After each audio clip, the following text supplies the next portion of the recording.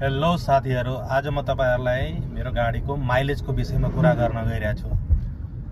तपाई हेर्न सक्नुहुन्छ म गाडी कुदाइरहेको छु।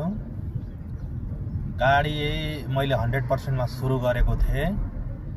गाडी 100% मा सुरु गर्दाखेरि गाडी मैले अब स्टार्ट गर्ने बेलामा त अलिकति बढी ब्याट्री खपत हुन्छ, तर पनि मैले 100% बाट स्टार्ट गर्दाखेरि अहिले 95% मा छ।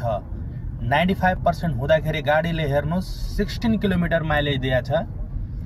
16 किलोमिटर र एभरेज एनर्जी कन्ज्युम भनेको 96 किलोवाट को एनर्जी कन्ज्युम भएको छ। मान्छेले भन्छन् नि एभरेज यो 1% चार्जमा कति किलोमिटर यताउति। तपाई योबाट क्याल्कुलेसन गर्न सक्नुहुन्छ कि जस्तै 95% ब्याट्री मेरो अहिले पनि छ, यानी 5% मैले गाडीको ब्याट्री मैले चलाएको छ। 5% मा मेरो गाडी कतिको कुद्या छ भन्ने किसिमको तपाईलाई अहिले थाहै होला।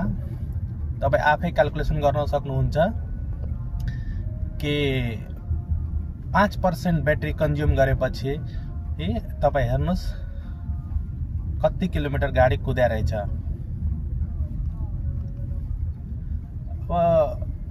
यो मेरो टाटा पंच ईवी हो।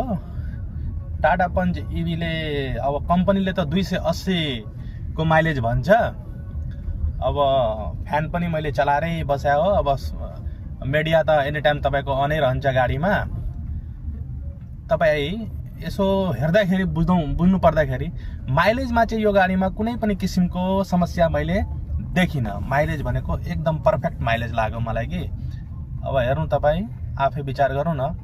95% चार्जमा 17 किलोमिटर, 95% चार्ज बाँकी छ, 17 किलोमिटर कुदिसकेको छ।